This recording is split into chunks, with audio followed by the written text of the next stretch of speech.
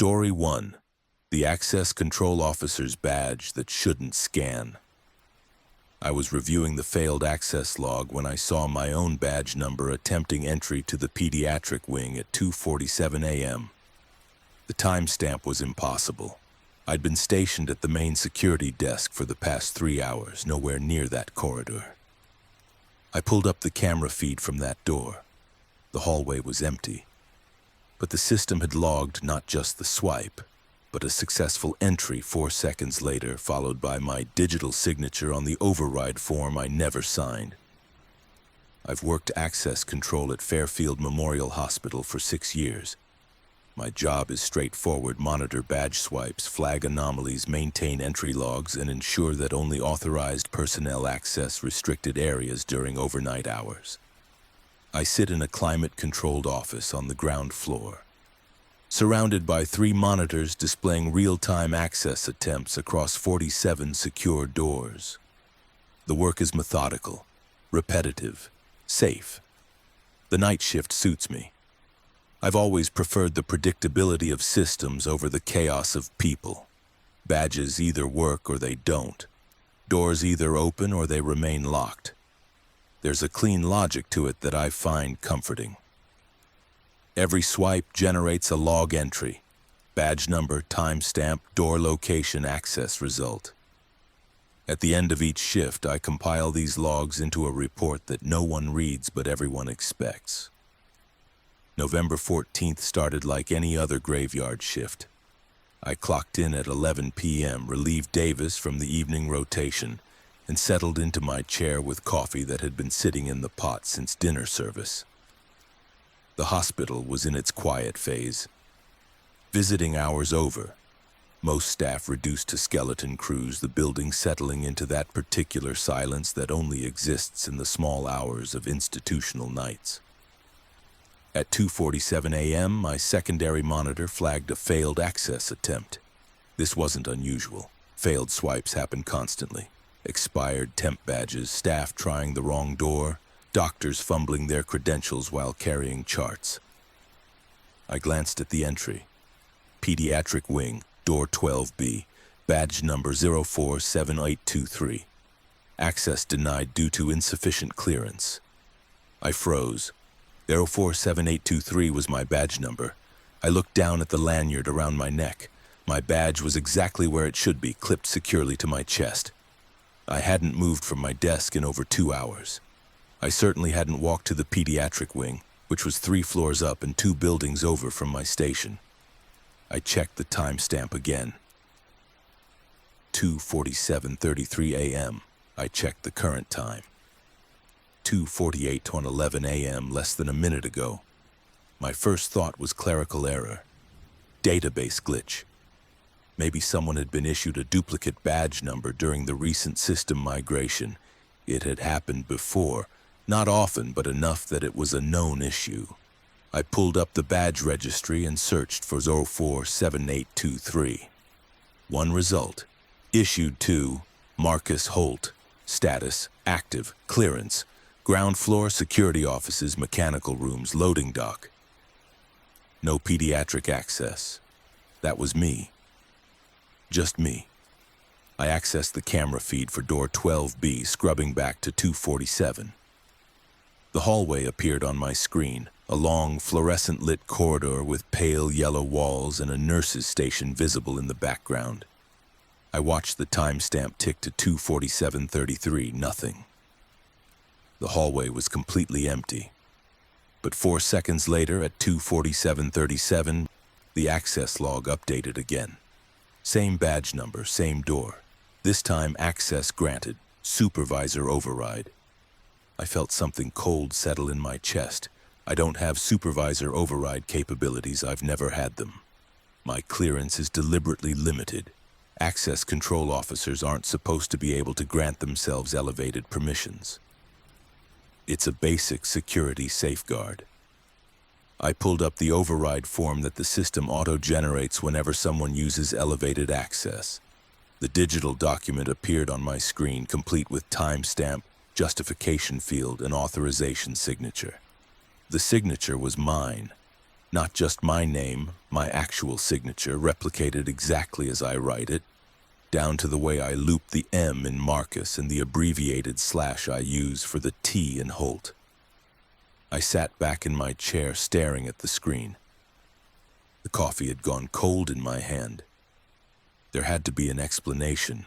Someone had cloned my badge, or the system had corrupted and was cross-referencing data incorrectly. Or, and this seemed most likely, I was looking at a cached error from the database migration.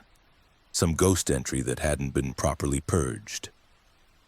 I filed an incident report, flagged the log entry for IT review, and made a note to check with administration about possible badge cloning.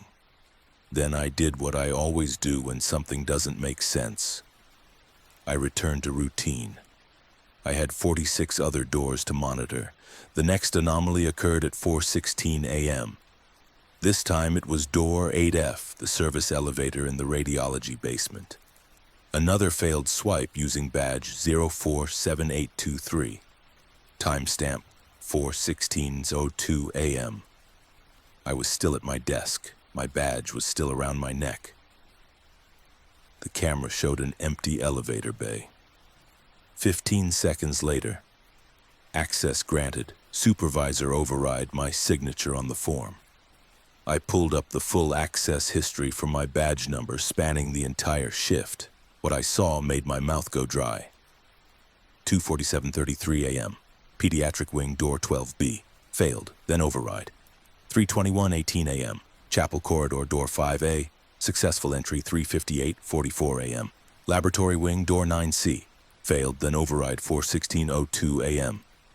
Radiology basement door 8F. Failed, then override 4 locations. 4 separate entry attempts, all using my badge, all occurring while I sat motionless in my office. I checked every camera feed for each timestamp. Every single hallway was empty, but the logs didn't just show access attempts. They showed successful entries. Door sensors confirmed that the locks had physically disengaged. The system had recorded someone passing through. My hands were shaking now. I pulled up the patrol tracking system, a secondary database that cross-references badge swipes with security rounds. If these entries were real, they should generate patrol confirmations. They did. According to the patrol tracker, I had conducted a full building sweep between 2:47 a.m. and 4:16 a.m., checking each location in sequence, completing standard security procedures at every checkpoint. The system had even logged my walking pace and duration at each door, calculating my route efficiency at 92%. I had not left my chair. I stood up abruptly, my chair rolling backward and hitting the wall. I needed to prove to myself that I was here, that I was real, that I hadn't somehow sleepwalked through a patrol I didn't remember. I walked to the small bathroom attached to my office and stared at my reflection. Same face, same uniform, same badge, 047823 clipped to my chest exactly where it had been all night. When I returned to my desk, there was a new entry in the log. 4:31:55 a.m. Security Office 1A, Door 1 Main. Successful entry. That was my office, my door. The log showed my badge accessing the room I was standing in at a timestamp from 3 minutes ago. But I'd been in the bathroom. I felt the walls of the small office pressing closer. I pulled up the camera feed for my own door. The one camera I never bothered watching because I was always inside the room it monitored. I watched myself swipe my badge at 4:31:55 a.m. Except it wasn't quite me. The figure on the grainy footage wore the same uniform, the same build, the same posture. But there was something wrong with the movement. Too smooth, too deliberate, like someone performing a rehearsed action rather than the unconscious muscle memory of a routine task. The figure entered my office. The timestamp showed 4:32:01 a.m. I had been in the bathroom at 4:32, which meant that thing had been in here in my office, sitting in my chair, perhaps looking at the same screens I was looking at now. I checked the current time. 4:47 a.m. I pulled up the live feed of my office door from the external camera. The hallway was empty, but according to the access log, I hadn't left. Badge 047823 had entered at 4:32:01 a.m. and there was no corresponding exit entry. If the system was right, something wearing my credentials was still in the building, and so was I. I began searching the logs more carefully, expanding the date range. I went back 24 hours, then a week, then a month. The entries were there. Scattered at first, 1 or 2 per week, always during graveyard shifts, always when I was logged in at my primary station. But over the past month, they'd increased in frequency. 3 per shift, then 5, then in the past week, dozens. I cross-referenced my actual movements with the logged entries. There was never overlap. Whenever the duplicate badge scanned in one location, I was always verifiably somewhere else. It was as though the system was tracking 2 versions of me, running parallel patrols through the same hospital, never intersecting. Except tonight, when it had entered my office. I thought about calling my supervisor, but what would I say? That the computer thinks I'm haunting myself? That my badge is in 2 places at once? I could already imagine the response. System error, database corruption, go home and get some sleep. We'll have IT look at it in the morning. But this wasn't a glitch. Glitches don't sign override forms with your handwriting. Glitches don't complete logical patrol routes with 92% efficiency. At 5:03 a.m., I made a decision that I knew was irrational but felt unavoidable. I left my office. I was going to follow the patrol route that the system said I was walking. According to the logs, the most recent entry was door 6H, the emergency stairwell on the 6th floor, accessed at 4:58 a.m. If the pattern held, the next location would be the ICU corridor, door 7B, approximately 6 minutes later. I took the elevator to the 7th floor, my real badge bouncing against my chest with each step. The hospital at 5 a.m. is a liminal space, not quite night, not yet morning. A few early nurses were beginning to trickle in, but the hallways were still mostly empty, lit by every 3rd fluorescent panel to conserve energy. I reached door 7B at 5:04 a.m. I stood in the hallway watching the card reader's small LED waiting. At 5:04:51 a.m. the LED flashed green. I heard the lock mechanism disengage with a soft click. The door didn't open, but the light had activated. The lock had released. I checked my phone, pulling up the access log in real time. 5:04:51 a.m. ICU corridor, door 7B, badge 047823, successful entry. I was staring at the door from 10 feet away. There was no one there, but something had scanned in. I approached the door slowly, my hand reaching for the handle. It was cold under my palm. I pulled it open and looked into the ICU corridor beyond. Empty. Just the quiet hum of ventilators and monitoring equipment, the soft beeping of machines keeping people alive. I stepped through and let the door close behind me. My phone buzzed. A new log entry. 5:06:14 a.m. ICU corridor, door 7, Bono, badge 047823, successful entry. I looked down at my badge, still clipped to my chest, still reading 47823. The system had just logged me entering the same door twice, 90 seconds apart. I pulled up the camera feed for the hallway I was standing in. On my phone screen, I could see myself, a small figure in a dark security uniform, holding a phone, standing in the middle of the corridor. Alone, but the access log showed 2 entries. I began walking, following what I now understood was a route the system had been tracking for months.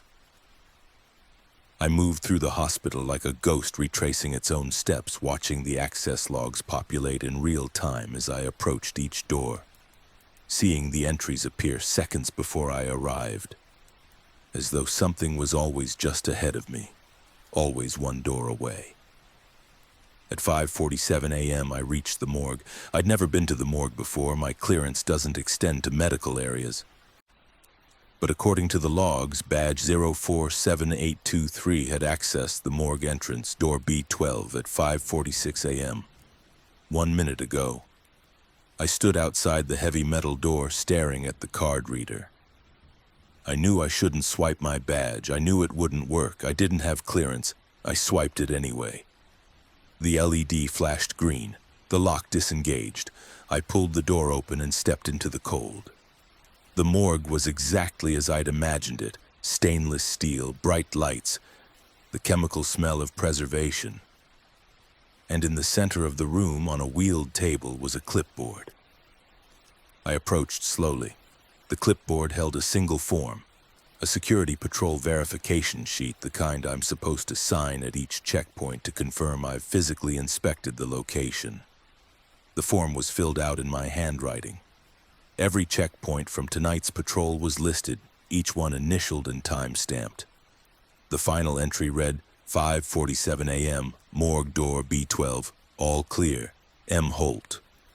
I looked at the timestamp on my phone, 5:47 a.m. The form had been completed before I arrived. I heard a sound behind me, the soft mechanical whir of a badge reader activating. I turned. The morgue door was closed. I hadn't closed it. I walked over and tried the handle. Locked. I pulled out my badge and swiped it against the interior reader. Access denied. I checked the access log on my phone. 5:48:33 a.m. Morgue, door B12, badge 047823. Exit logged. According to the system, I'd already left. I'm still in here, of course. It's 6:12 a.m. now. Day shift will arrive in less than an hour. Someone will eventually open this door and find me, and I'll have to explain why I'm locked in the morgue with a patrol sheet I didn't sign, but that bears my handwriting. I've been reviewing the access logs while I wait. The entries continue even now. Badge 047823 is currently logged at the security office, clocking out at the end of shift, completing the final report, closing out the overnight access summary. My replacement will arrive at 7. He'll find my desk empty, my coffee cold, my chair pushed back as though I stepped away for just a moment. The system will show that I completed my shift, filed my reports, and left on time. And somewhere in the hospital's vast database, a new pattern will begin. Access entries for a badge that's been deactivated. Patrols conducted by an officer who no longer exists in any location except the one the computer says he's always been. I think I understand now. The hospital doesn't just track where we are. It tracks where we're supposed to be.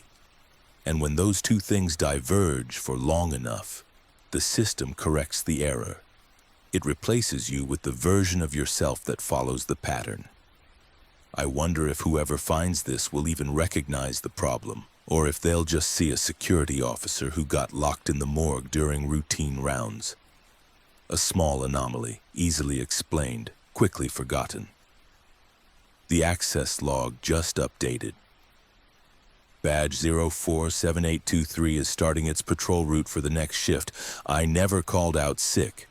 Some systems don't just record what happened, they record what should have happened, and if you stray from the pattern long enough, the system finds a way to correct you.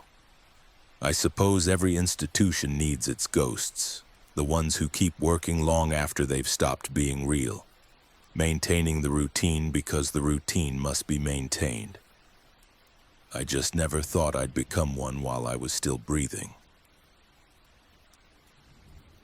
Story 2. The perimeter patrol guard and the patient on the roof. The call came through at 11:43 p.m. Possible movement on the rooftop of the main hospital building. Restricted access area. I grabbed my flashlight and headed for the exterior stairs, expecting to find teenagers or a confused patient. When I reached the roof, it was empty except for a hospital gown draped over the edge barrier, still warm. The fabric moved slightly in the wind, but there was no wind that night. I picked it up and felt body heat radiating from the cotton. I checked the patient census on my radio. No one was missing. No one had been reported out of bed. The gown had been worn recently, The tie strings were still knotted, the collar damp with sweat. I looked over the edge into the darkness below, and somewhere in that darkness I swear I heard my name whispered back. I've been a perimeter security guard at St. Catherine's Regional Medical Center for 4 years. My primary responsibility is maintaining the exterior boundary of the hospital campus, a sprawling complex of 6 interconnected buildings, 4 parking structures, and roughly 12 acres of grounds. I patrol on foot, completing a circuit every 90 minutes, checking doors, monitoring the fence line, ensuring that exterior access points remain secure. The work is solitary, which suits me. I prefer the open air to the recycled atmosphere inside the hospital. While my colleagues monitor hallways and elevators, I walk the outer limits, the space between the institution and the world beyond it. I've always found something honest about perimeter work. Clear boundaries, defined responsibilities, an unambiguous sense of inside versus outside. The rooftop has always been a problem area. St. Catherine's main building is 11 stories, topped by a flat roof that houses HVAC equipment, communications arrays, and emergency generator exhaust systems. Access is restricted to maintenance personnel and requires both a key card and a physical key for the rooftop door. The roof itself is surrounded by a 4-foot concrete barrier wall, topped with another 3 feet of chain link fencing, more than sufficient to prevent accidental falls. Despite these precautions, we've had 3 incidents in the past decade. 2 were jumpers, patients who'd somehow acquired roof access and made the decision that the perimeter guards like me are specifically trained not to think about too deeply. The 3rd was a maintenance worker who'd suffered a heart attack while servicing an air handler. After the 2nd jumper, the hospital installed motion sensors on the roof and integrated them into our security alert system. Any movement in the restricted zone triggers an automatic notification to perimeter patrol. In 4 years, I'd responded to maybe 15 alerts, usually birds, occasionally wind-blown debris, once a homeless person who'd somehow climbed the exterior fire escape. The alert on November 16th was different from the start. It came through at 11:43 p.m. during my 2nd circuit of the night. I was near the loading dock, checking the lock on the medical waste storage unit, when my radio crackled with the automated message. Motion detected, rooftop main building, Sector 3, perimeter response required. I acknowledged the alert and headed for the nearest access point, an exterior emergency stairwell on the building's east side. The stairwell is one of the few areas where perimeter and interior security overlap. I have key access, but I'm supposed to notify interior units when I enter the building proper. I radioed in my position and began climbing. 11 floors is a long walk up narrow concrete stairs. By the time I reached the rooftop access door, I was breathing hard, my flashlight beam bouncing off the cinder block walls with each step. The door was painted red, marked with faded warnings about authorized access only. I used my key card, then my physical key, and pushed it open. The rooftop opened before me, a flat expanse of reflective coating, dotted with the angular shadows of mechanical equipment. The city lights created a dull orange glow on the horizon, but the roof itself was dark, lit only by a few scattered utility lamps that cast harsh pools of white light onto the equipment they serviced. I swept my flashlight across the space, following protocol, checking the most likely areas for intruders. The motion sensor that had triggered was in Sector 3, the northwest corner near the main air handling units. I walked slowly, my boots making soft scuffing sounds against the roof surface. The air was still, unusually still. I remember thinking that, noting the complete absence of wind, which was rare for a rooftop 11 stories up. When I reached Sector 3, I found it. A hospital gown draped over the barrier wall, the fabric spilling down the exterior side like a white flag of surrender. I approached carefully, playing my flashlight over the garment. It was a standard patient gown, pale blue with small repeating patterns of darker blue dots, the kind issued to every patient on admission. The back was open, the tie strings knotted loosely at the neck and waist. I reached out and touched it. Warm. Not just ambient warmth, but body heat warm. The kind of warmth that comes from recent wear, from living skin pressed against fabric. I grabbed my radio. Perimeter to interior. I've got a patient gown on the main building roof, appears recently worn. Can you confirm all patients accounted for? The response came back within 30 seconds. Interior to perimeter, census check complete, all patients in assigned beds, no elopements reported. I looked at the gown again, then carefully lifted it from the barrier wall. The fabric was slightly damp at the collar, as though whoever had worn it had been sweating. The tie strings were still knotted, not untied and discarded, but knotted, as though the gown had been pulled off over someone's head in haste. I walked to the barrier and looked over the edge. 11 stories of darkness dropped away below me. Somewhere down there were the landscaped grounds I patrolled every night, shrubs, walkways, benches. At this height, in this darkness, I couldn't see any of it, just the vague suggestion of the earth, distant and inviting and fatal. "Hello?" I called out, immediately feeling foolish. The word disappeared into the still air. And then I heard it, faint, barely distinguishable from the ambient hum of the city, but distinct enough to make my skin prickle. My name. "Marcus." Not from below, from somewhere on the roof. I spun, my flashlight cutting wild arcs across the equipment. "Security, identify yourself!" Nothing, just the silent bulk of air handlers and the skeletal frames of communications equipment. I conducted a complete sweep of the rooftop, checking every possible hiding place behind every unit, inside every accessible equipment housing. The roof was empty. I bagged the gown. We keep evidence bags in our patrol kits for exactly this kind of situation, and brought it down to the security office. I filed a report, logged the incident, and handed the gown over to interior security for processing. The next night, the motion sensor triggered again. Same time. 11:41 p.m., same sector, northwest corner, Sector 3. I climbed the stairs faster this time, a small knot of anxiety forming in my chest. When I opened the rooftop door, I knew what I would find before my flashlight beam swept across the barrier wall. Another gown, same position, draped over the edge. Still warm. I radioed for a census check. All patients accounted for. This time I didn't just look over the edge, I walked the entire perimeter of the roof, shining my flashlight down each side of the building, searching for any sign of someone who might have climbed up or down. The exterior walls were sheer concrete and glass. No ledges, no handholds, no access points except the door I'd used. I collected the second gown and brought it down. The pattern continued for 6 consecutive nights. Every night between 11:40 and 11:45 p.m., the motion sensor in Sector 3 would trigger. Every night I would climb 11 floors and find a patient gown, warm and recently worn, draped over the barrier wall. Every night the census check came back negative.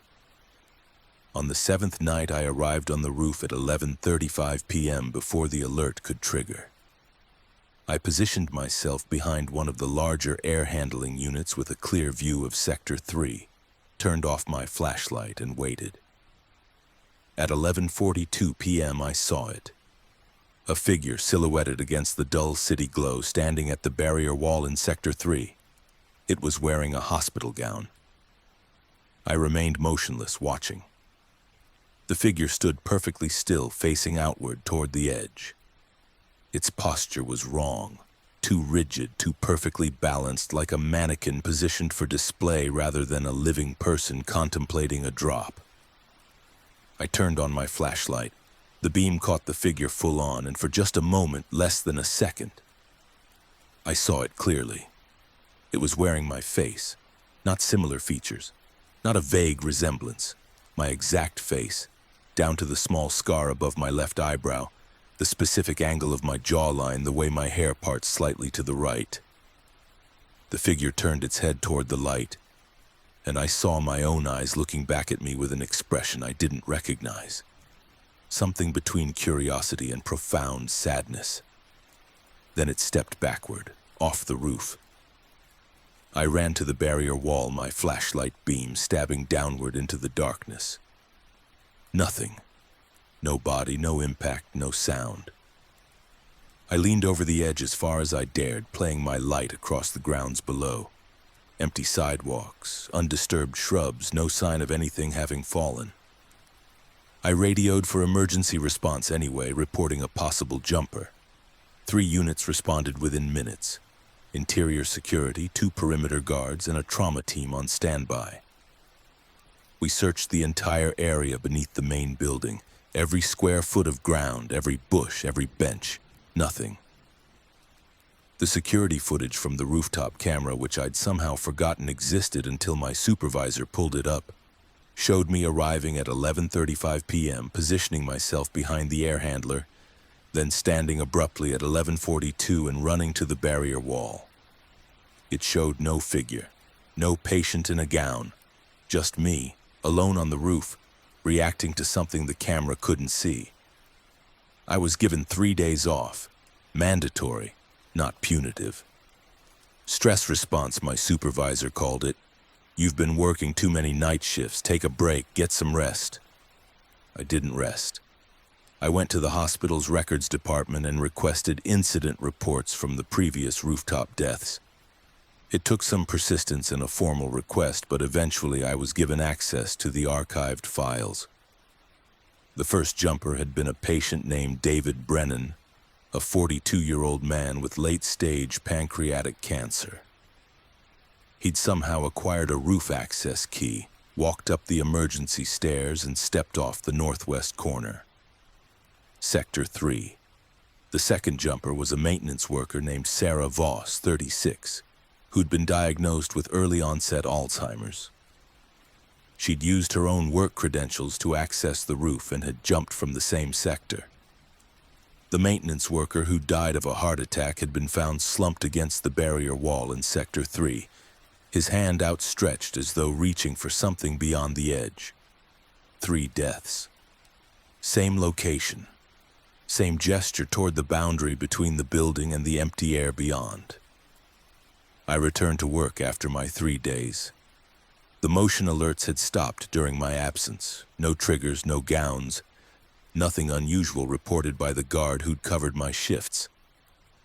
I requested a transfer to a different patrol route, one that didn't include rooftop response. My supervisor approved it without question.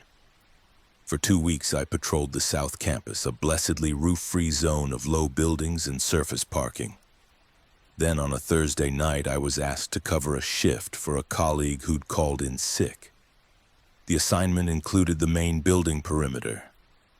At 11:38 p.m. I found myself standing at the base of the emergency stairwell, looking up at the red door 11 floors above.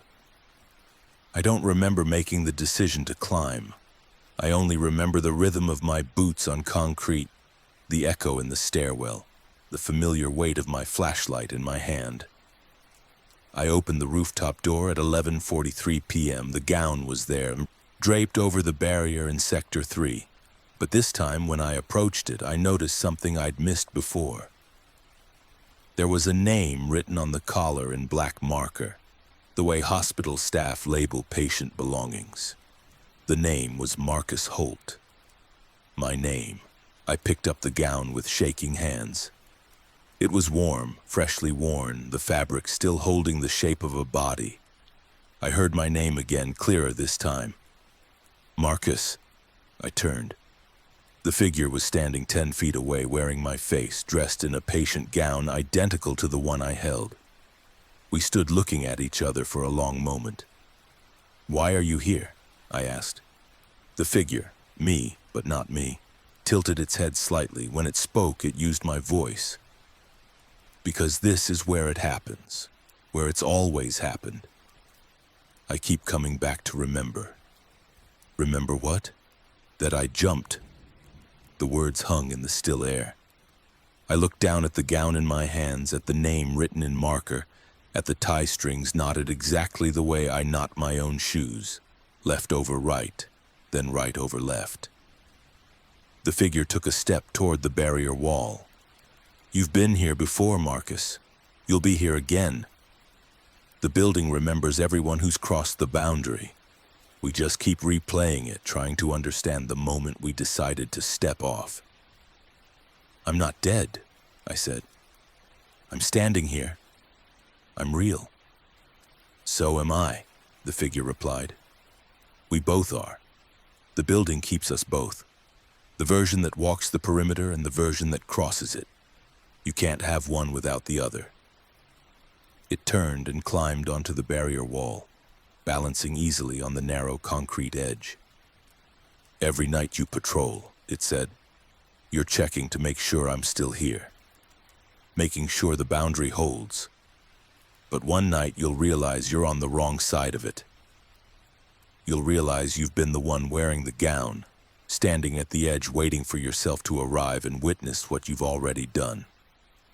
It spread its arms wide, the gown fabric catching a breeze that didn't exist.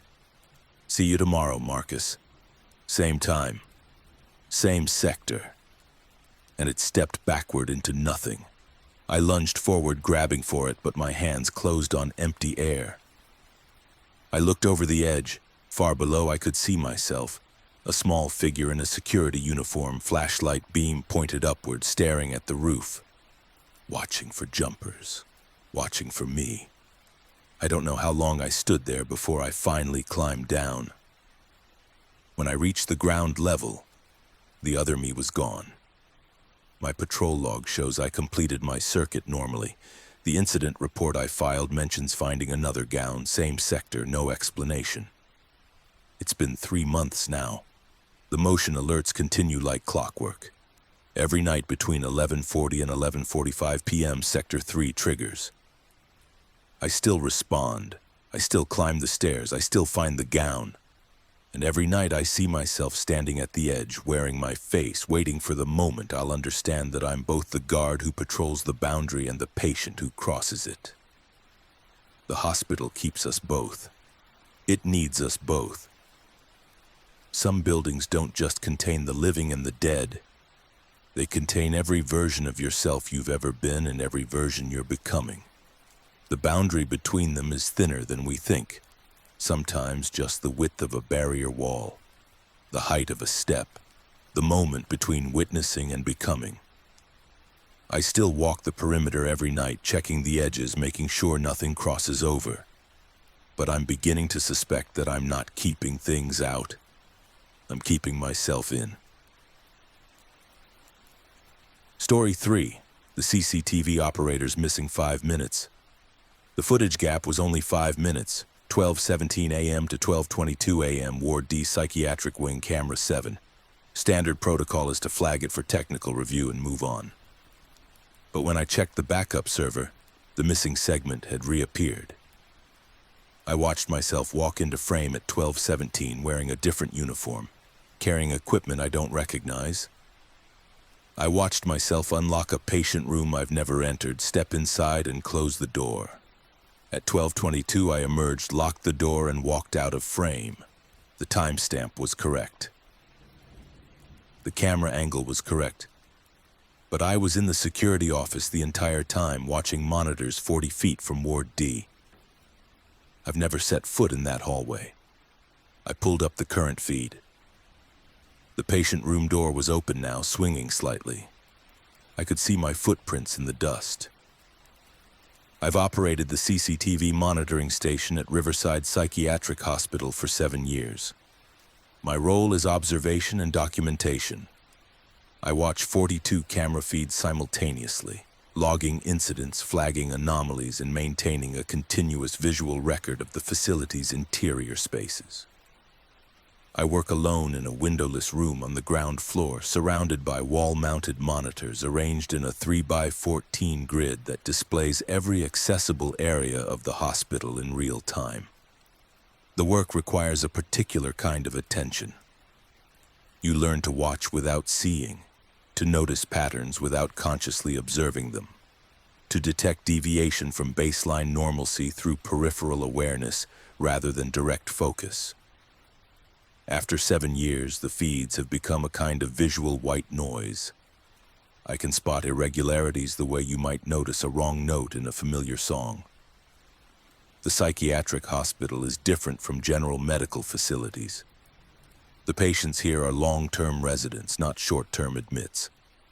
Many have been here for years, some for decades. The building itself is old, constructed in 1962, renovated piecemeal over the intervening decades, a patchwork of institutional architecture that never quite coheres into a unified whole. Ward D is the oldest section, still housed in the original building. It's reserved for patients with severe, treatment-resistant conditions. The cases that can't be managed in community settings, that require constant monitoring and specialized care. The ward is locked, access restricted to credentialed staff, movement controlled through a series of secure doors that can only be opened by keycard from the nursing station. I monitor Ward D through 8 cameras covering the main hallway, the nursing station, the common room, and the corridor leading to patient rooms. On November 19th at 12:17 a.m., camera 7 went dark. This isn't unusual. We have occasional technical issues. Cameras fail, connections drop, power fluctuates. Standard protocol is to note the outage in the log, flag it for maintenance review, and continue monitoring the remaining feeds. I made the log entry. Camera 7, Ward D, offline 12:17 a.m., duration unknown, tech review required. At 12:22 a.m., the feed restored automatically. 5 minutes of missing footage. I made a second log entry noting the restoration and moved on. But something nagged at me, a small discomfort I couldn't immediately identify. I've learned to trust these feelings. In CCTV work, your subconscious often notices things before your conscious mind registers them. I pulled up the archived footage for camera 7, intending to review the moments before the outage to see if there were any visual indicators of impending failure. Flickering, distortion, unusual shadows that might suggest equipment malfunction. I scrubbed backward from 12:17 a.m., watching the empty hallway in reverse. Nothing remarkable. Just the standard overnight stillness of Ward D. Fluorescent lights, pale green walls, the closed doors of patient rooms. Then I scrubbed forward from 12:22 a.m., checking the restoration quality. The feed looked normal, good clarity, stable frame rate, proper exposure. I was about to close the archive when I noticed the timestamp overlay. It read 12:17:33 a.m. I frowned. The feed had supposedly been offline from 12:17 to 12:22, but the archived footage was showing 12:17, the beginning of the outage window. I checked the live feed. Camera 7 was displaying current time, 12:41 a.m. I checked the archive again, still showing 12:17. I realized what I was looking at. This wasn't the pre-outage footage I'd been reviewing. This was the missing 5 minutes recovered from some backup buffer I hadn't accessed. I pressed play. At 12:17:33 a.m., a figure entered the frame from the left side. The figure was wearing a security uniform, dark blue pants, light blue shirt, hospital ID badge clipped to the chest pocket. The figure was me. I stopped the playback, my hand frozen on the mouse. I enlarged the video window, studying the figure's face. The resolution of our CCTV system isn't high definition, but it's sufficient for identification purposes. I've reviewed thousands of hours of footage featuring staff members I see daily. I can recognize people by posture, gait, the way they carry themselves.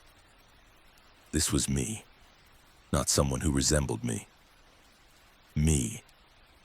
I could see the small scar on my left temple from a childhood accident. I could see the specific way I walk, slightly favoring my right leg due to an old knee injury. But there were differences. The uniform was wrong. I was wearing a light blue shirt with dark blue trim.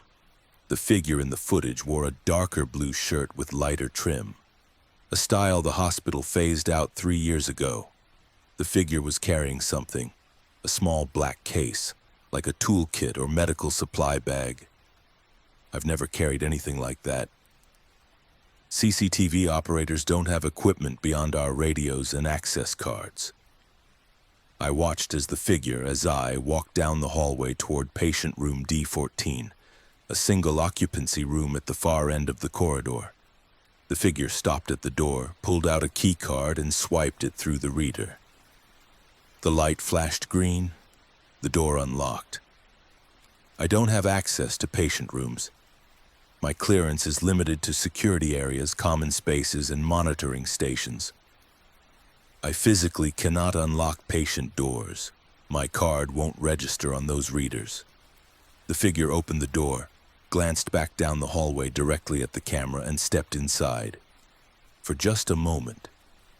Before the door closed, I saw the figure's face in full resolution. It was my face. But the expression was different. There was something in the eyes, a kind of focused intensity I didn't recognize, as though I was looking at myself performing a task I understood completely but had forgotten I knew how to do. The door closed. The timestamp advanced. 12:18 a.m., 12:19 a.m., 12:20 a.m. At 12:21:47 a.m., the door opened. The figure emerged, no longer carrying the black case. The figure pulled the door closed, heard the lock engage, and walked back down the hallway the same way it had entered. At 12:22:04 a.m., the figure exited the frame. 3 seconds later, at 12:22:07 a.m., the feed went dark, the outage I'd originally logged. No, not an outage. I understood now. The feed hadn't failed. It had been cut deliberately to create the appearance of missing footage. But the actual recording had been stored somewhere else, somewhere I'd only just accessed by checking the archive. I pulled up the digital access log for Ward D, searching for entry records around 12:17 a.m. There it was, 12:17:38 a.m., room D14, card 094471, access granted, card 094471.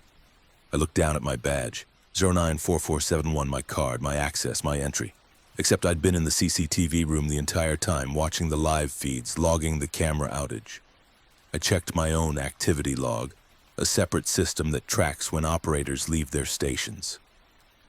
According to the log, I'd been continuously present from 11 p.m. through current time. No breaks, no absences. I pulled up the live feed for camera 7. Ward D hallway, current time, 12:48 a.m. The door to room D14 was slightly ajar. I felt something cold settle in my chest. That door had been closed and locked when I had left it at 12:21 a.m. Locked doors in Ward D don't open themselves. I switched to camera 8, which covered a different angle of the same hallway. From this perspective, I could see into room D14 through the partially open door. The room was dark, but I could make out the shape of a hospital bed, the silhouette of monitoring equipment. As I watched, something moved inside the room. I zoomed the camera as far as the system would allow. There, in the darkness of the room, I could see a figure standing beside the bed facing the door. The figure was wearing a security uniform. My hand moved to the radio, but I stopped. What would I say? That I'm watching myself on camera in a patient room I never entered? I made a decision that contradicted every protocol I'd been trained to follow. I left the CCTV room. Ward D was 2 hallways and 1 locked door away from my station. I'd walked past the entrance countless times, but had never had reason to enter. My job was to observe, not to patrol. I used my access card on the Ward D entrance. Access denied. I tried again. Access denied, but according to the log, I'd accessed room D14 less than an hour ago. My card had worked then. I pulled out my radio and called the night nurses station. Security CCTV to Ward D nursing. I need entry to the ward. Possible intruder in room D14. The response came back immediately. The nurse's voice calm and professional. Ward D nursing to CCTV. All rooms are secure. No unauthorized persons on ward. Are you seeing something on the cameras? I looked down the hallway toward the CCTV room I'd just left. I need to verify in person. Can you grant me temporary access? A pause. Then, CCTV. Your card should already have Ward D clearance. Has for the past 3 months. Are you having technical issues? 3 months? Yes, sir. You requested extended access back in August for the equipment installation project. It's still active in the system. I had not requested extended access. There had been no equipment installation project. Copy that, I said. I'll try my card again. I returned to the Ward D entrance and swiped my card. This time it worked. The lock disengaged with a soft click and I pulled the door open.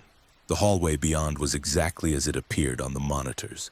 Pale green walls, fluorescent lighting, the quiet hum of ventilation systems. I could see camera 7 mounted in the corner, its small LED indicator showing active recording. I walked slowly toward room D14, my footsteps loud in the silent corridor. The door was open just as the camera had shown. I stopped outside the room and listened. Nothing. Just the ambient sound of the hospital, distant machinery, the whisper of air through vents. I pushed the door wider and stepped inside. The room was empty. A hospital bed neatly made, a chair, a small table, monitoring equipment all powered down. The room had the sterile, unused quality of a space waiting for occupancy. But on the table I saw it, the black case. I approached slowly, my hand reaching out. The case was real, solid, definitely physical. I picked it up, heavier than it looked, maybe 8 or 10 pounds. There was a latch. I opened it. Inside, nestled in foam padding, was equipment I'd never seen before. Small devices with digital displays, cables, what looked like sensors or probes. Technical, medical maybe, but nothing I recognized. And underneath the equipment, a folded piece of paper. I unfolded it. It was a schedule printed on hospital letterhead dated 3 months ago, August 15th. Equipment installation schedule, Ward D security upgrade, camera system maintenance, operator M. Holt.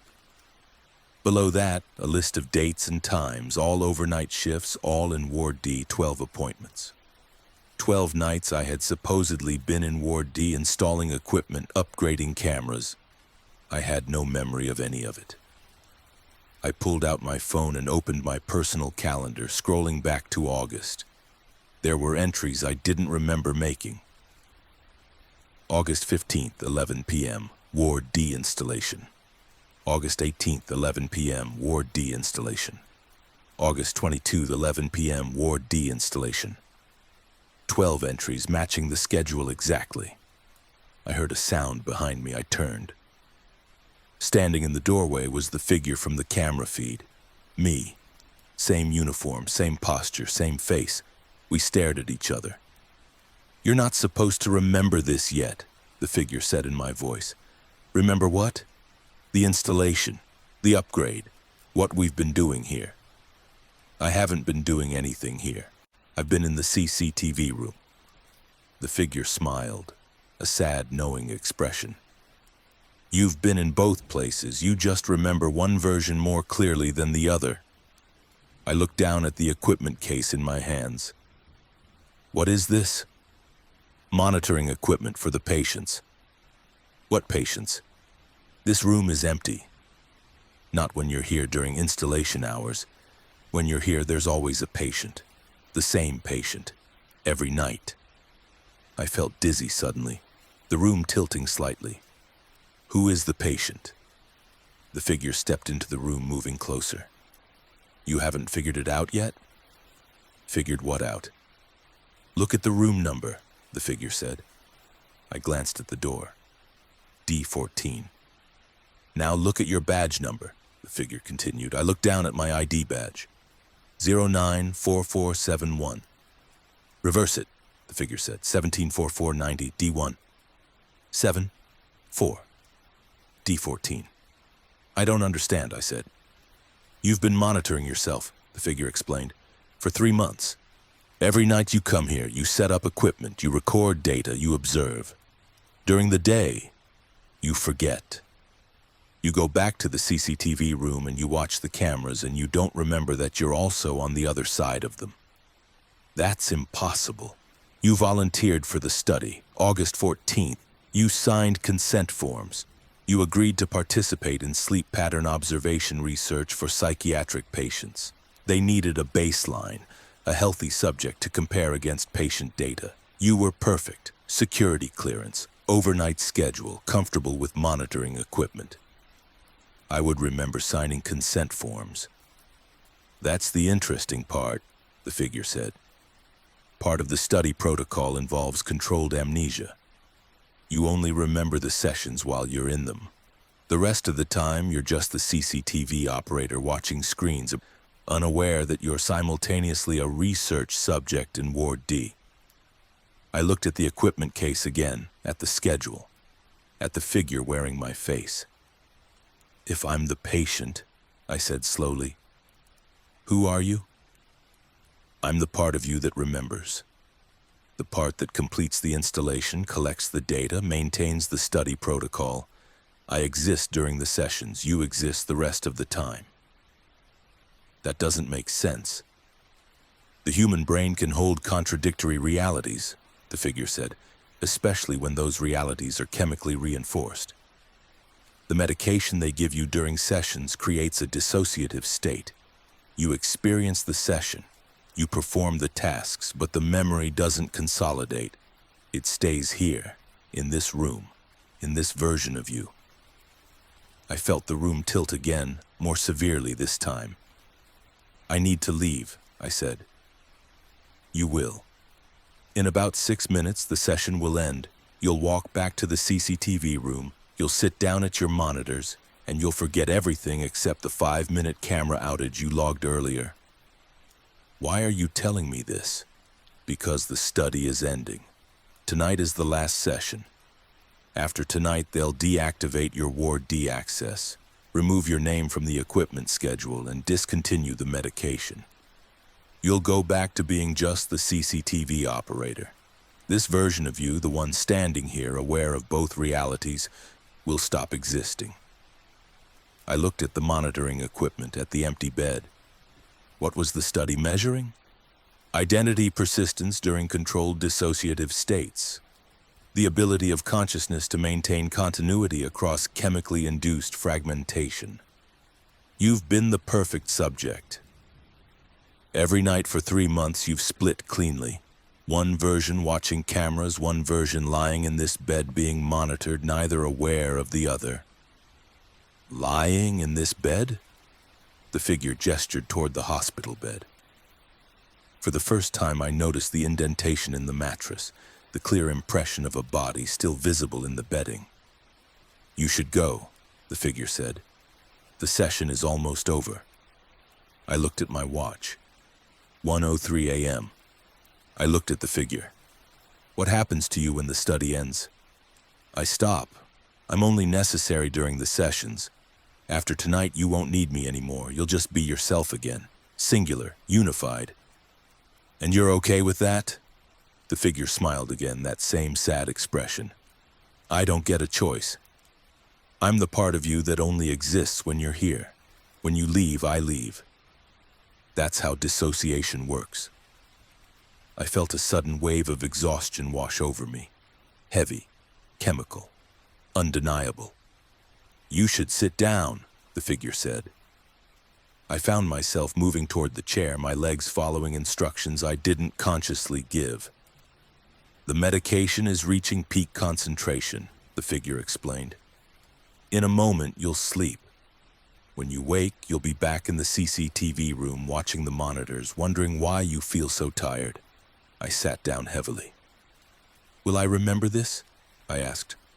No, but I will. For the next 6 minutes at least, until the session ends. My vision was blurring now, the room fading at the edges.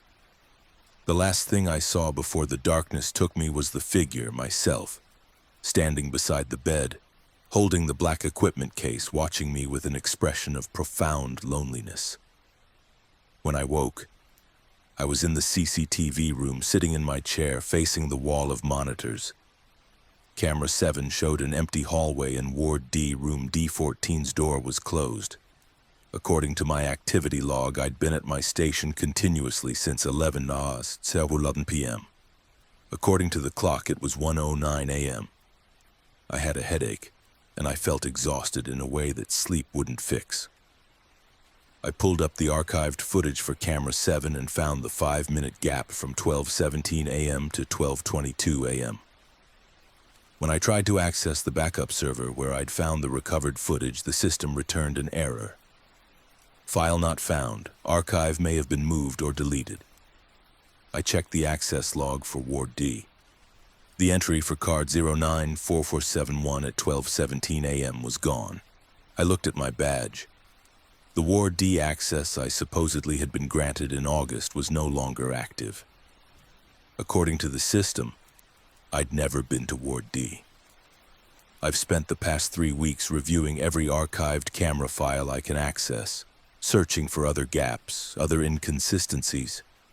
I've found hundreds. 5-minute windows scattered across 3 months, always during overnight shifts, always deleted from the main archive but briefly accessible from backup servers before disappearing entirely. I've stopped trying to access them. Every time I do, I get the same headache, the same chemical exhaustion, the same sense that I'm remembering something I'm not supposed to know. Some experiments don't end when the study concludes, they just stop being documented.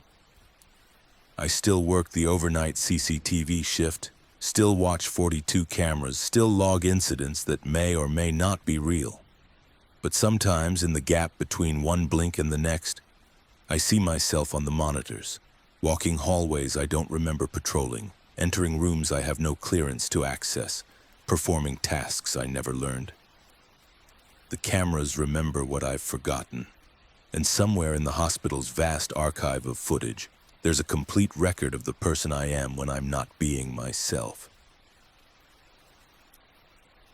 Story 4. The morgue security specialist's after-hours delivery. The call came at 2:14 a.m. Routine body transfer, sign the intake form, verify the toe tag. Except there was no transport team scheduled for tonight. I checked the dispatch log twice.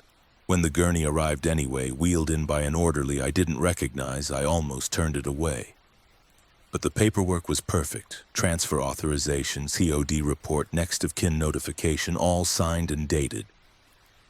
I unzipped the body bag to check the toe tag against the manifest. The face was familiar in a way that made my hands shake. I read the name, Marcus Holt. Date of birth, same as mine. I looked at the signature on the transfer form, my signature, confirming receipt of a body delivered 3 hours before I arrived for my shift.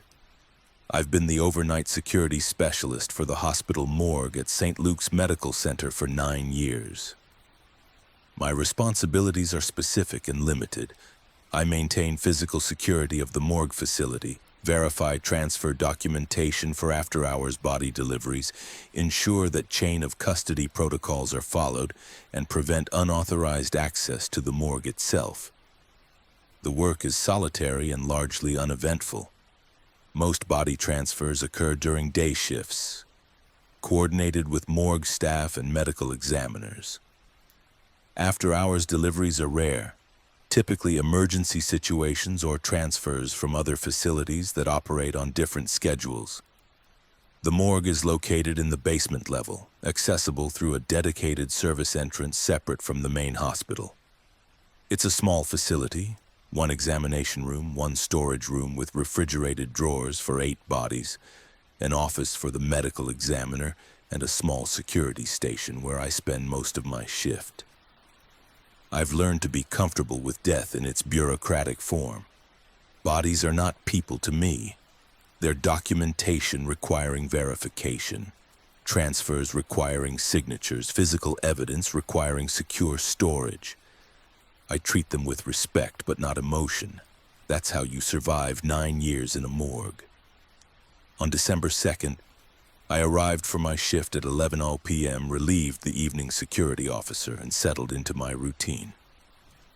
I performed my initial walkthrough, checking the refrigerated storage.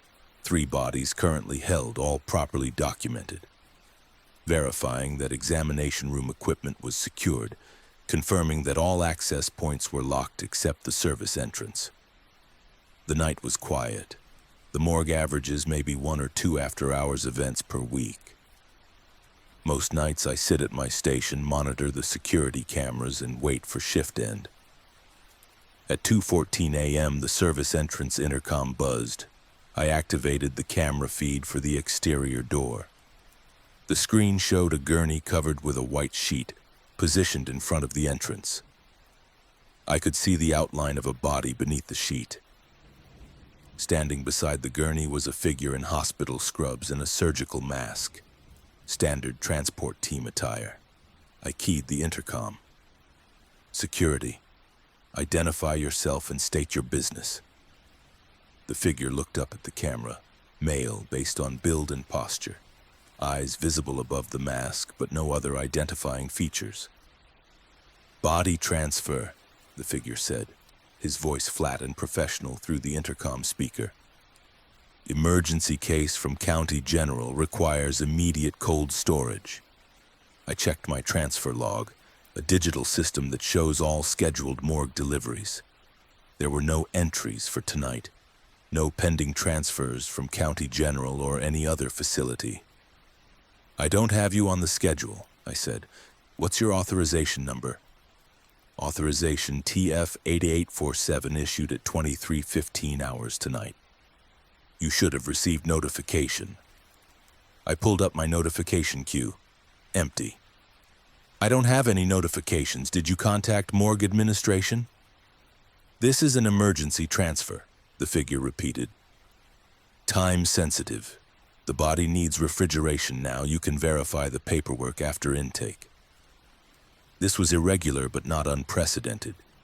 Sometimes emergency transfers happen faster than the administrative notification system can process.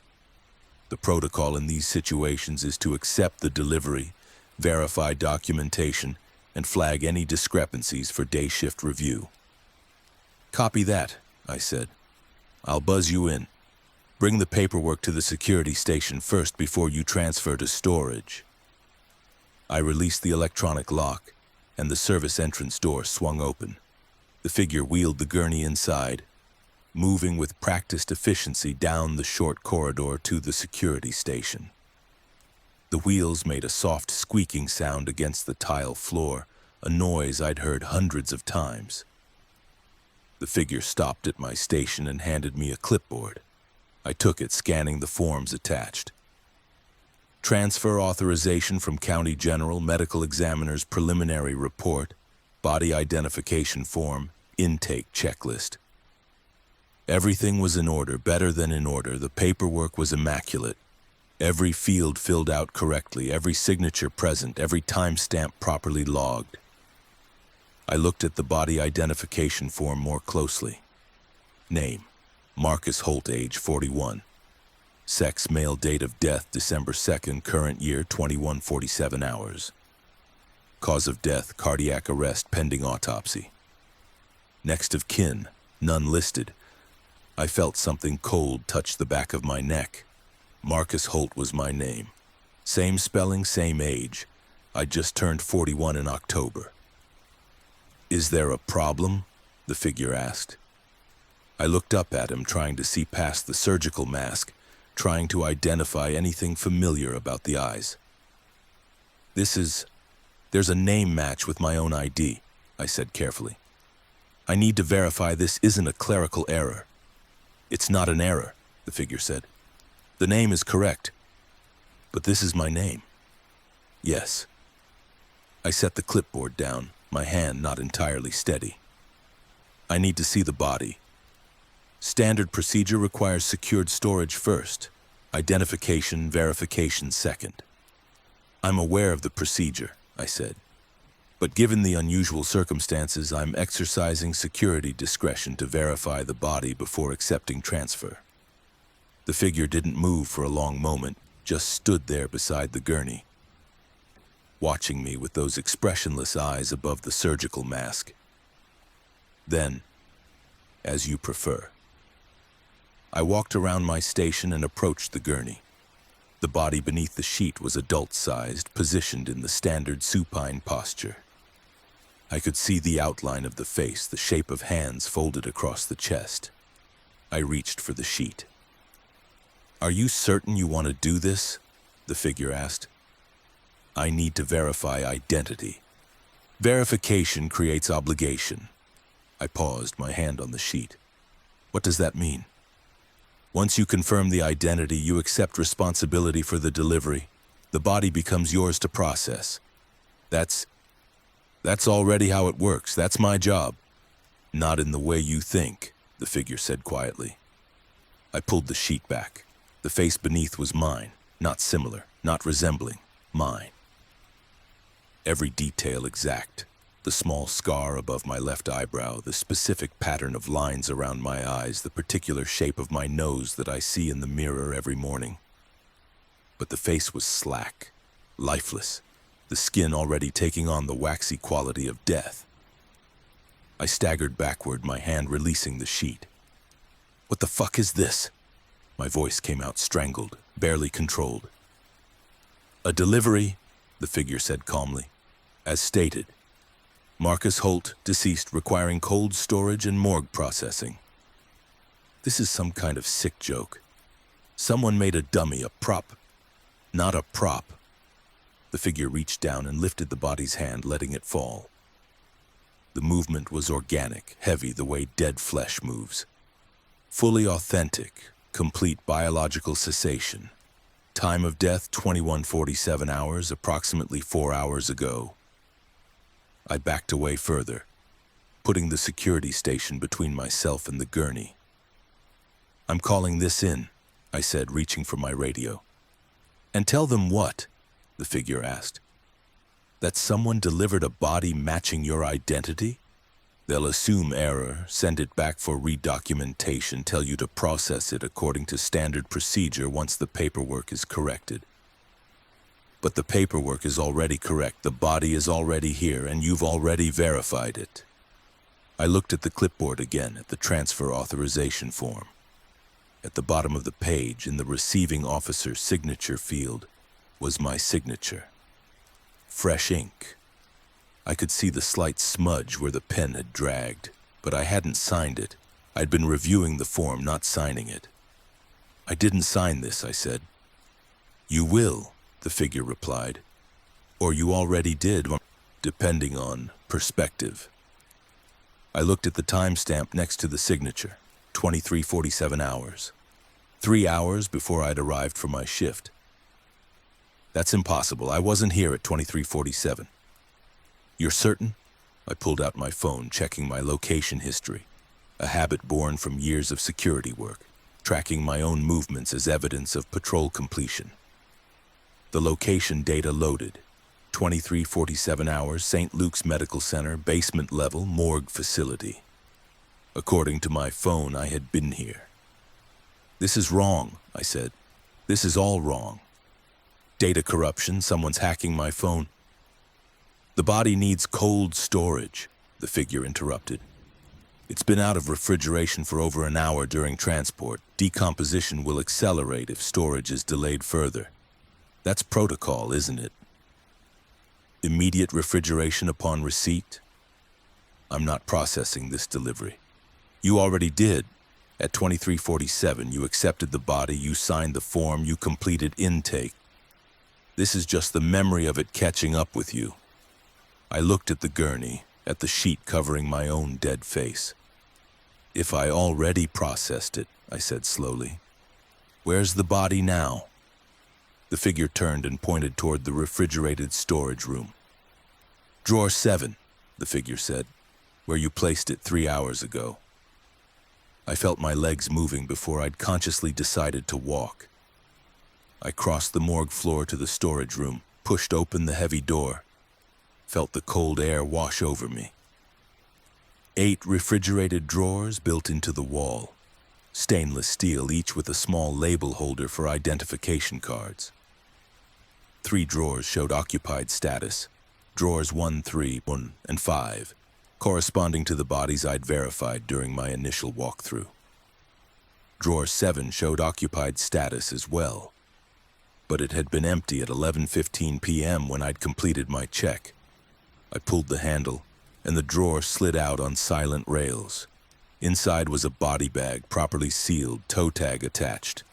I read the tag, Marcus Holt, DOD 12/2/2147 hours.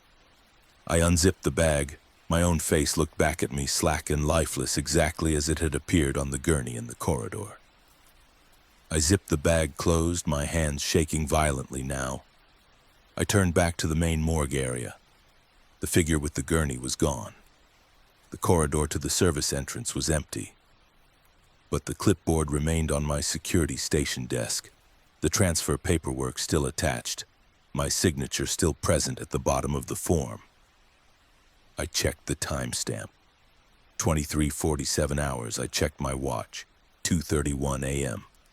I walked to the service entrance and checked the security camera footage, rewinding to 23:47 hours. The recording showed the service entrance door opening, a gurney being wheeled inside by a figure in scrubs and a surgical mask.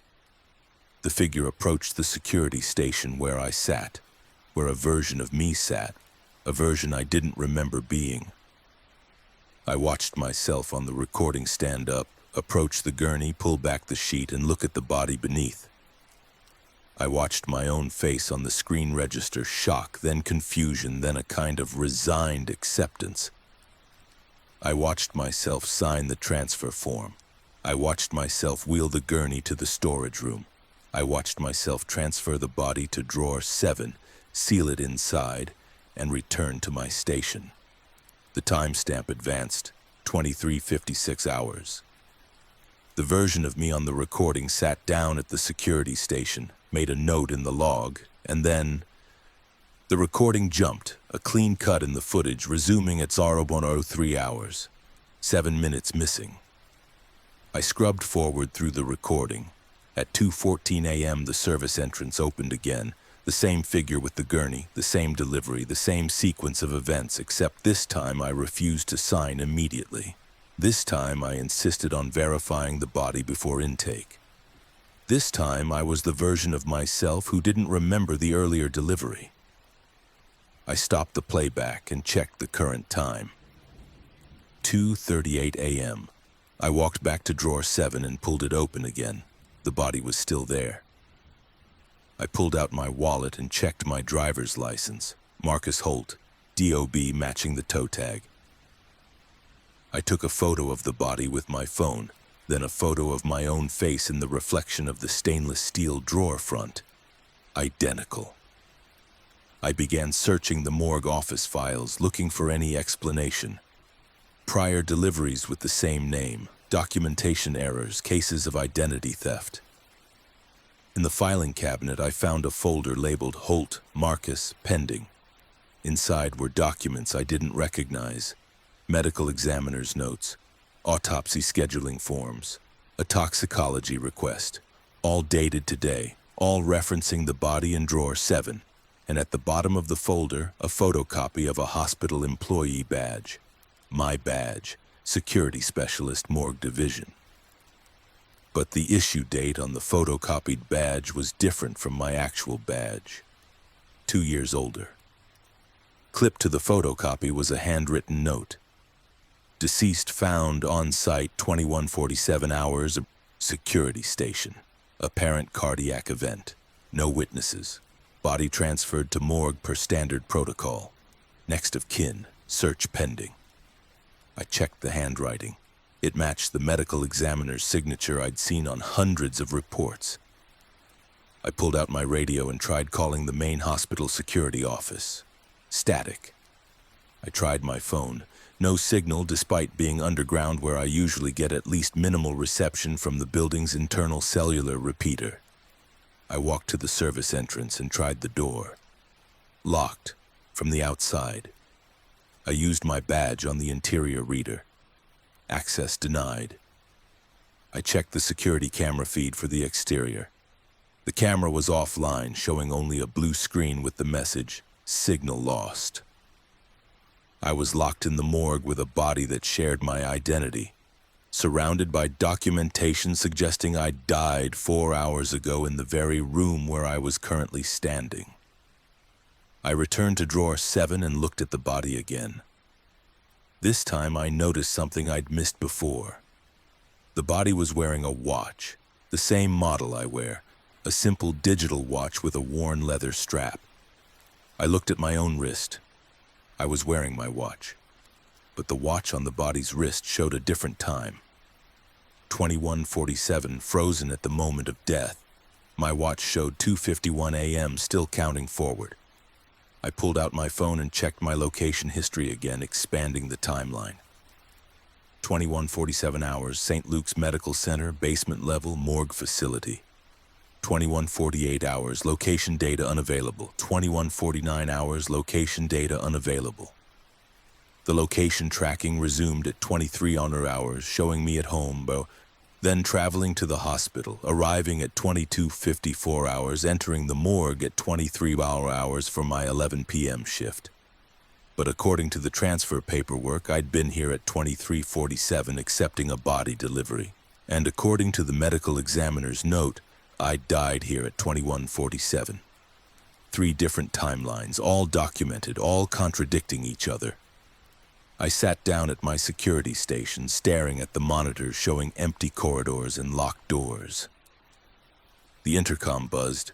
I looked at the camera feed for the service entrance. Empty. The intercom buzzed again. I keyed it. Security. Body transfer.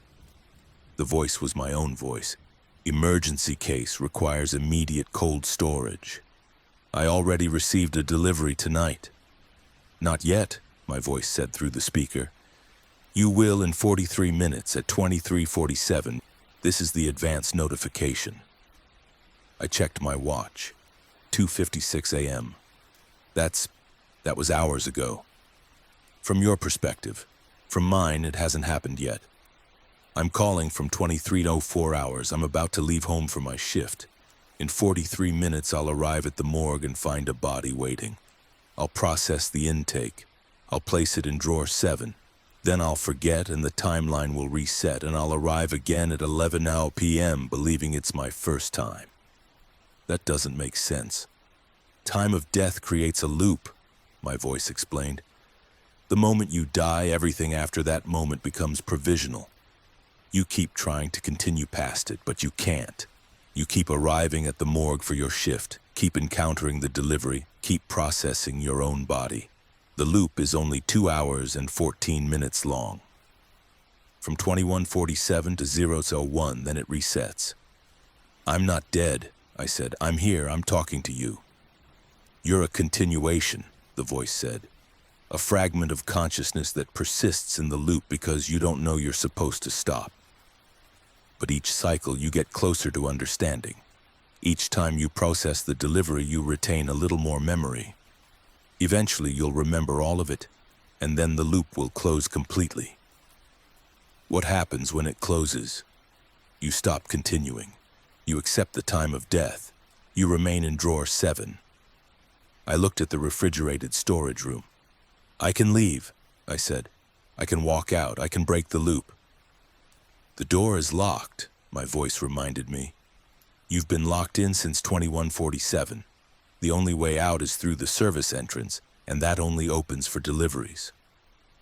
The next delivery is in 39 minutes. When you arrive, you'll process the intake again and the cycle will continue. Unless I don't accept the delivery. You will, the voice said with certainty. You always do. It's protocol. That's who you are. You follow protocol. The intercom went silent. I sat at my station watching the clock advance toward 23:47. At 23:44, the service entrance camera came back online. At 23:46, I saw a figure approaching with a gurney. At 23:47, the intercom buzzed. I didn't answer. The gurney remained outside, the figure waiting patiently. At 23:51, the intercom buzzed again. I watched the figure on the camera. It was me, younger somehow, wearing my uniform, standing beside a gurney that held my own body. At 23:56, I made a decision. I activated the intercom. "I'm not accepting this delivery." The figure on the screen looked up at the camera. "You already did. At 21:47, this is just the procedural completion. I'm breaking the loop." "You can't break what's already closed. You died, Marcus. 4 hours ago, you had a cardiac event at this station. Everything since then is just your consciousness refusing to stop processing. But you can't continue past your own death. You can only repeat the hours leading up to it." I looked at my watch, 23:58. I looked at the watch on the body in drawer 7, 21:47. I understood. I'd been dead for 4 hours. The loop was me trying to complete my shift, to fulfill my responsibilities, to follow protocol one last time. At 00:01, the timeline would reset. I would forget again. I would arrive at 11:01 p.m., believing it was my first time, and I would encounter the delivery again at 2:14 a.m. Unless I accepted it now, unless I completed the intake one final time and acknowledged what I'd been processing all along. I buzzed the door open. The figure wheeled the gurney inside. I signed the transfer form without looking at it. I wheeled the body to drawer 7, where an identical body already lay. When I opened the drawer, the first body was gone. Only empty space remained. I transferred the body from the gurney, sealed the drawer, and returned to my station. The figure was gone. The clock showed 00:02. I waited for the reset for the timeline to loop back to 11:00 p.m., but it didn't. The clock kept advancing. 00:03, 00:04, 00:05. At 00:07, the service entrance unlocked. I walked to the door and pushed it open. The corridor beyond was empty, lit by dim emergency lighting. I walked through it, expecting to emerge into the hospital's basement level. Instead, I found myself in another corridor, identical to the one I'd just left. At the end of that corridor was another morgue entrance. I opened it. Inside was my security station, my monitors, my empty coffee cup on the desk, and in the refrigerated storage room, drawer 7 showed occupied status. I pulled it open. Inside was a body bag with my name on the tag. I'm still here, of course, still processing deliveries, still verifying documentation, still following protocol. The loop doesn't reset anymore. It just continues, one identical shift after another, each one beginning with an after-hours delivery I've already accepted but don't remember accepting.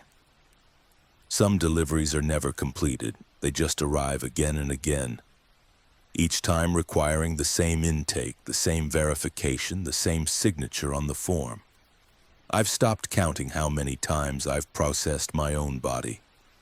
The paperwork is always in order. The protocol is always followed. And somewhere in the building's administrative records, there's a chain of custody documents showing an unbroken series of transfers, all confirmed by the same security specialist, all referencing the same deceased, all signed in my handwriting.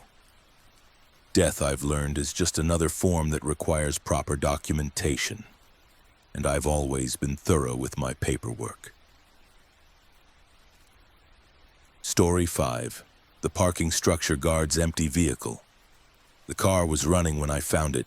Engine on, headlights aimed at the hospital entrance, driver's door slightly ajar. No driver, no passenger.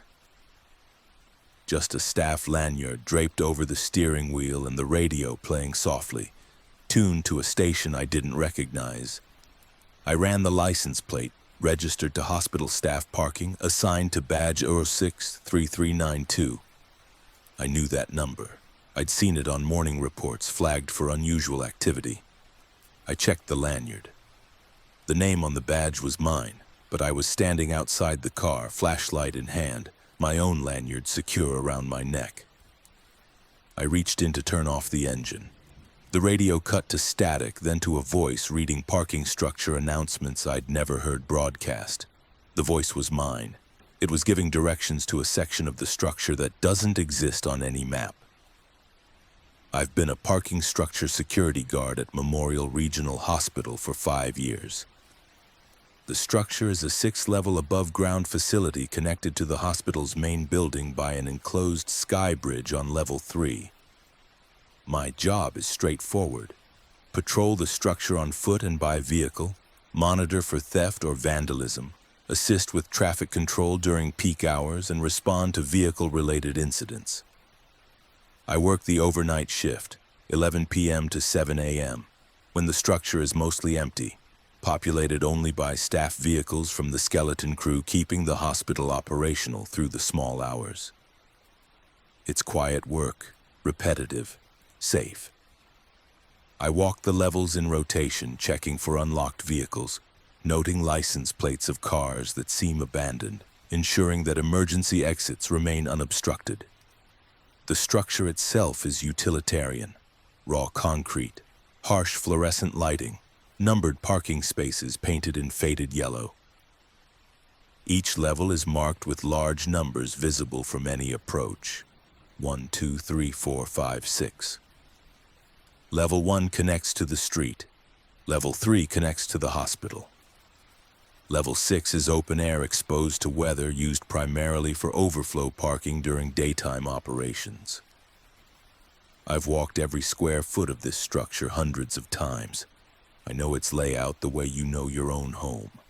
The slight slope of Level 2's western ramp, the flickering light fixture on Level 4 near the emergency stairwell, the drainage grate on Level 6 that makes a hollow sound when you step on it. On December 7th, during my second patrol circuit at approximately 1:17 a.m., I found the car. It was parked on Level 3 near the Sky Bridge entrance, in a space designated for physician parking. A newer sedan, dark blue, engine running, headlights on, driver's door ajar. This was unusual but not unprecedented. Sometimes staff members park quickly and forget to turn off their engines, or they leave their cars running while making a quick trip inside to retrieve something. Standard protocol is to check for a driver in the immediate vicinity, then secure the vehicle if it's been abandoned. I approached the car, noting the license plate, a staff parking permit properly registered. The interior light was on, illuminating an empty driver's seat. No keys in the ignition. The car was push-button start, engine running as long as the key fob remained in proximity. On the steering wheel, draped carefully, was a hospital staff lanyard with an ID badge attached. I leaned in through the open door, careful not to touch anything, and read the badge.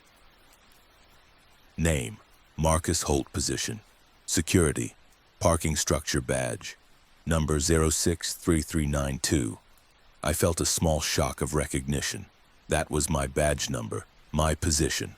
But the photo on the badge wasn't quite right. It looked like me. Same basic features, same age, same uniform. But there was something off about the expression.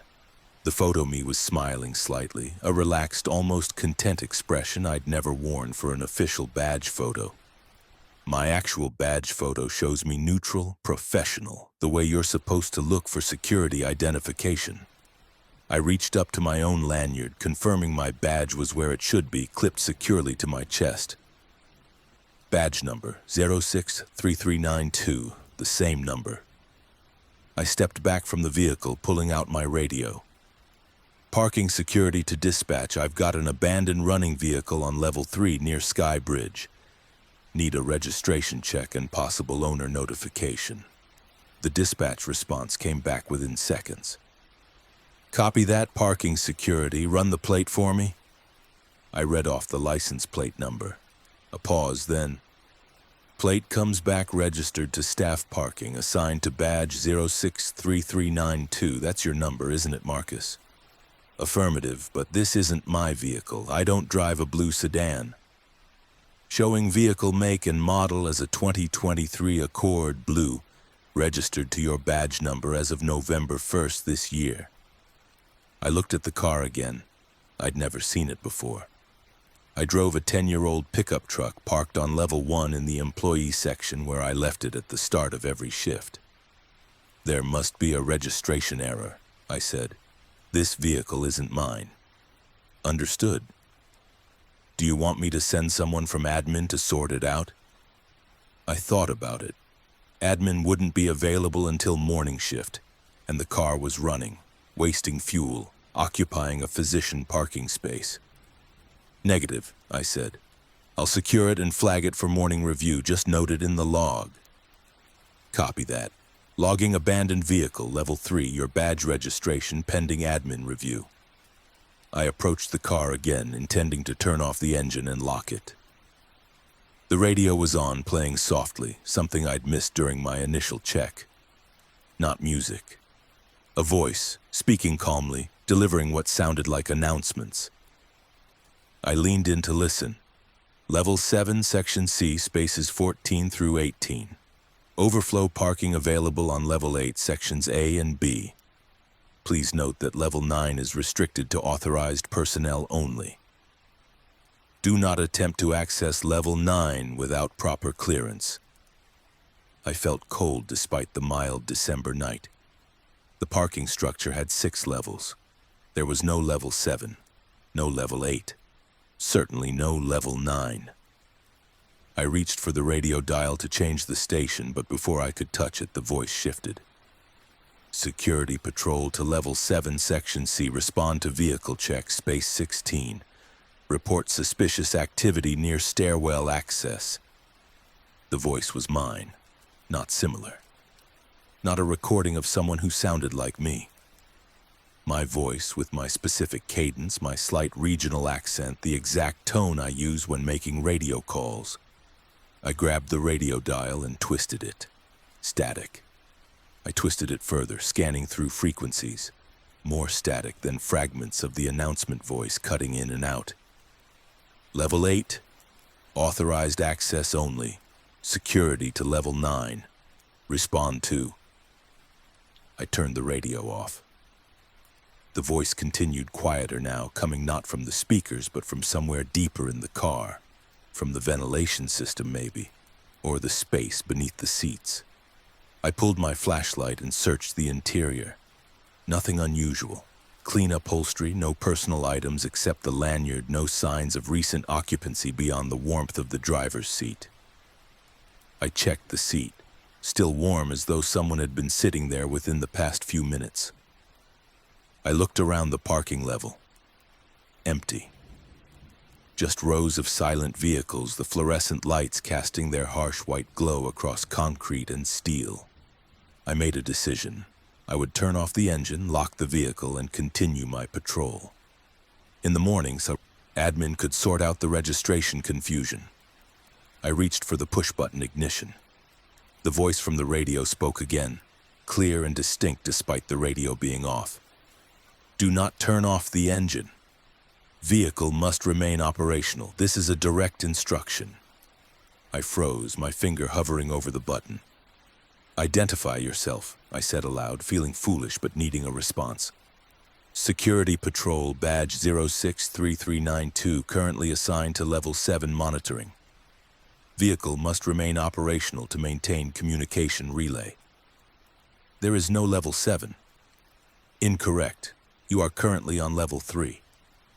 4 additional levels exist above current position. Please verify structural documentation.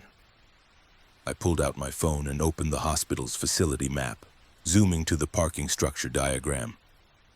6 levels, clearly marked.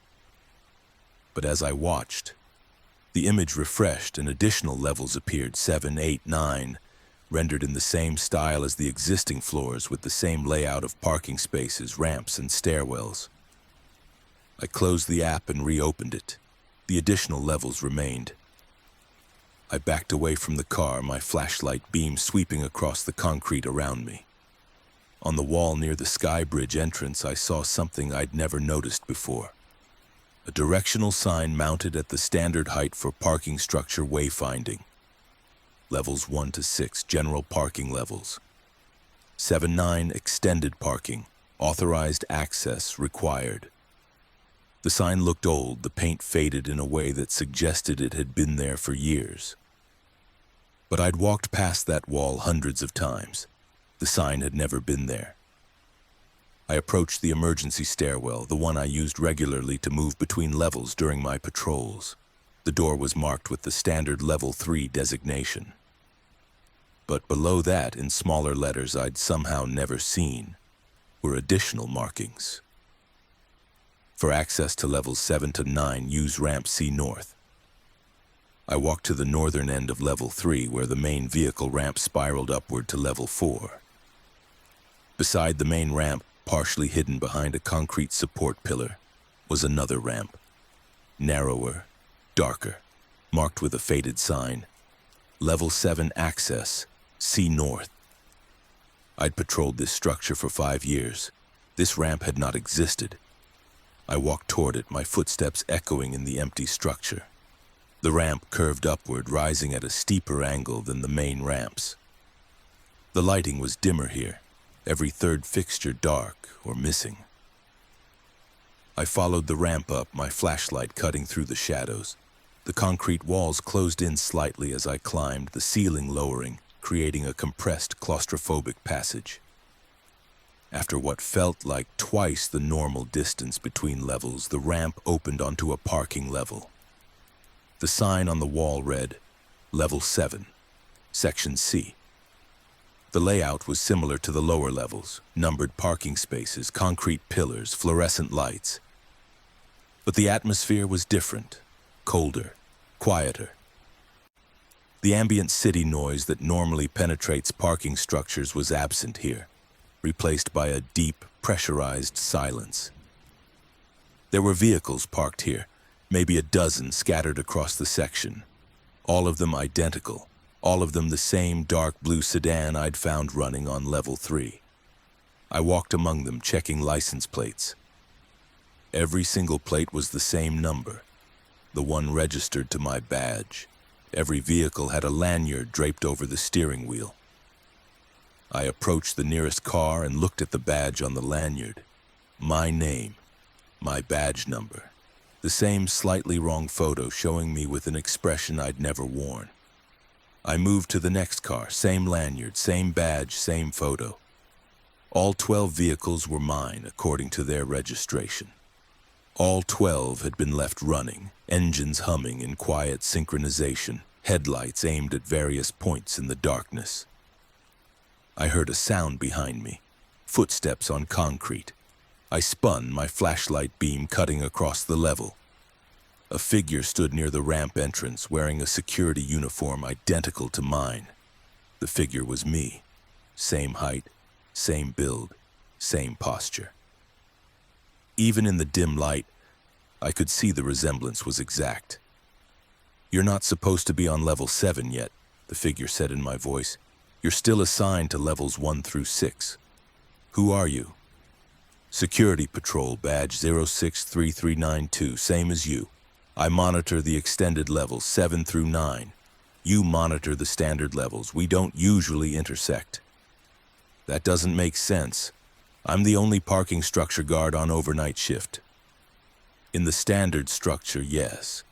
But the structure extends beyond what you've been patrolling. There are always additional levels. You just weren't cleared to access them." "Cleared by who?" "By the progression of your route. Every guard eventually discovers the extended levels, usually after several years of service, once you've established the pattern thoroughly enough." I looked at the identical cars surrounding me. What is this? What are these vehicles? "Continuation points," the figure explained. "Every time you complete a patrol circuit of levels 1 through 6, you generate a potential branch. A version of yourself that continues upward instead of returning to Level 1. These vehicles mark those branch points. Each one represents a patrol you could have extended, a moment you could have taken the ramp to level 7 instead of cycling back down. I don't understand. The structure is larger than its physical layout, the figure said patiently. It extends vertically through multiple iterations of the same 6 levels, each one slightly different, each one requiring security patrol. You've been monitoring the first iteration. I monitor the second. Above me there are others, monitoring levels 7 through 9 of their respective iterations. How many iterations are there? Unknown. I've never reached the top. Every time I try to access level 9, I find another ramp leading higher. I looked up, half expecting to see additional levels stacked overhead into infinity. The ceiling of level 7 looked exactly like the ceiling of level 3. Concrete, pipes, ventilation ducts. Ordinary. I want to go back, I said. You can, the figure replied. The ramp works in both directions. You can return to level 3 and continue your standard patrol. But now that you've seen level 7, you'll always know it's here. You'll always wonder if you should be checking the extended levels during your rounds. And if I do? If I start including level 7 in my patrol? Then eventually you'll find the ramp to level 8, and after that level 9, and after that whatever comes next. What comes next?